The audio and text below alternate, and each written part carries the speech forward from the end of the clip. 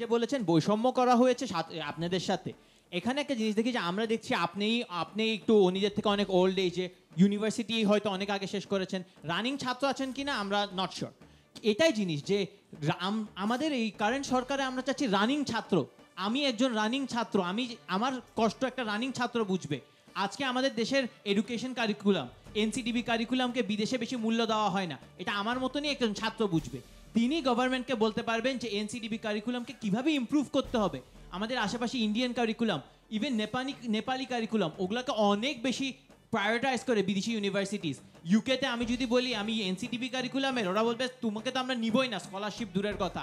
America NCDB curriculum থেকে top ইউনিভার্সিটিসে যাওয়া very hard. Olympiad বা বড় কোনো অ্যাচিভমেন্ট না থাকলে ওরা আমাদের গ্রেডস দেখেও না। তো আমার রানিং ছাত্রের কষ্ট কেউ বুঝবে না। তো রানিং ছাত্র দিয়ে যদি আপনাদের ছাত্রদল তৈরি না হয়, তাহলে কেমনে প্রতিনিধিত্ব করবে? 5ই আগস্ট ছাত্র জনতার গণ অভ্যুত্থান পরবর্তী সময়ে আপনি দেখেছেন যে বাংলাদেশে অনেকগুলো সংস্কার হয়েছে, বিশেষ করে পলিসিগত বিষয়ে।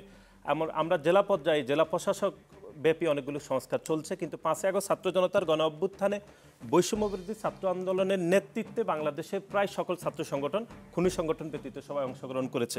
এবং আপনাকে একটা ইনফরমেশন দিয়ে রাখছি, সেই অংশগ্রহণে বাংলাদেশ জাতীয়তাবাদী ছাত্র দলের আজকে দিন পর্যন্ত 142 জন ছাত্রদলের নেতাকর্মীরা যারা শহীদ হয়েছেন।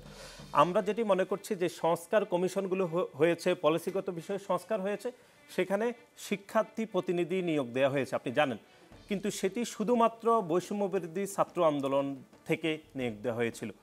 সুতরাং আপনি যে ঐক্যের কথা বলছেন, সে ঐক্যে 5ই আগস্ট ছাত্র জনতার গণ অভ্যুত্থান পরবর্তী সময় ঐক্যে বাংলাদেশ জাতীয়তাবাদী ছাত্রদল, এই জায়গায় আমাদের কোনো বিভেদ বা আমাদের কোনো স্তর ছিল না। সেই জায়গায় আপনি ওনাদেরকে জিজ্ঞেস করতে পারেন কেন শুধুমাত্র একটি মাত্র প্ল্যাটফর্ম থেকে শিক্ষার্থী প্রতিনিধি দেওয়া হয়েছে। আপনাকে আরেকটি বলছি, আপনি দেখেছেন যে গণপ্রজাতন্ত্রী বাংলাদেশ সরকারের প্রধান উপদেষ্টার সহিত শিক্ষার্থী প্রতিনিধি হয়ে 3 জন সমন্বয়ক দেখা করেছেন, এবং দেখা করার পরে প্রধান উপদেষ্টার প্রেস নোট থেকে বলা হয়েছে শিক্ষার্থীদের প্রতিনিধি হয়ে 3 জন সমন্বয়ক দেখা করেছেন।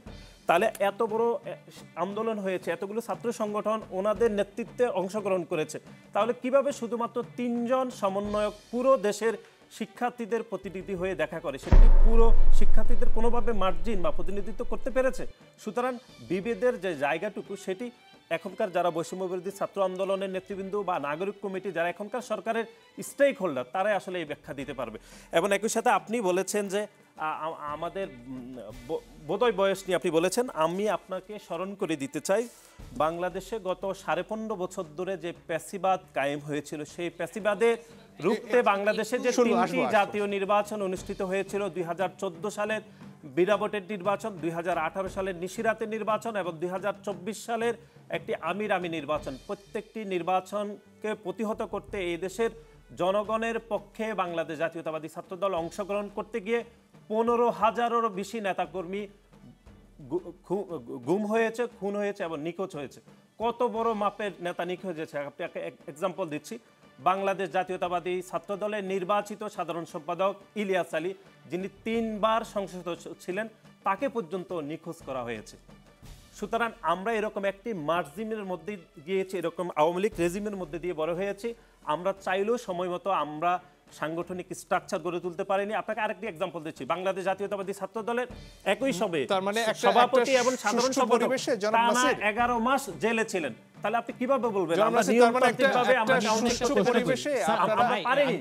একটা জিনিস দেখেন, আপনারা ছাত্র সংগঠন বলছেন, তবে আপনারা যদি বলেছেন 3 বার সংসদ সদস্য মানে 15 বছর, আপনারা কি আসলে ছাত্র আছেন স্টিল? ছাত্র সংগঠন কেমনে হয় যদি ছাত্রই না থাকেন? আপনারা রানিং ছাত্রদের দাবি তো রানিং ছাত্ররাই বলবে। যেমন আমরা দেখছি, আমার মনে হয় এখানে আমরা একটু পরিষ্কার করে, আপনি বোধহয় বলতে চাচ্ছেন যে নানান কারণে 15 বছরের যে অবস্থার মধ্য দিয়ে আপনারা গেছেন, আপনাদের পক্ষে আসলে ছাত্র সংগঠনটা সেভাবে ছাত্রদের দিয়ে গড়ে তোলার সুযোগ হয়নি, কিন্তু সুষ্ঠু পরিবেশে কি নিয়মিত শিক্ষার্থীদের দিয়ে করার পরিকল্পনা আপনাদের আছে? আমাদের পরিকল্পনা রয়েছে। আপনি যেটি বলছেন 3 বার সংসদ সদস্য বলতে আমি বুঝিয়েছি যে আমাদের ছাত্র দলের একজন সাবেক সাধারণ সম্পাদক ইলিয়াস আলী, যিনি 3 বার সংসদ সদস্য ছিলেন, তাকে পর্যন্ত গুম করা হয়েছে। যে গুম শুধুমাত্র যে শুধু সাধারণ পরিবেশটার কথা বোঝাতে চাচ্ছেন, এরকম টাইপের সিনিয়র নেতৃবৃন্দকে গুম করা হয়েছে।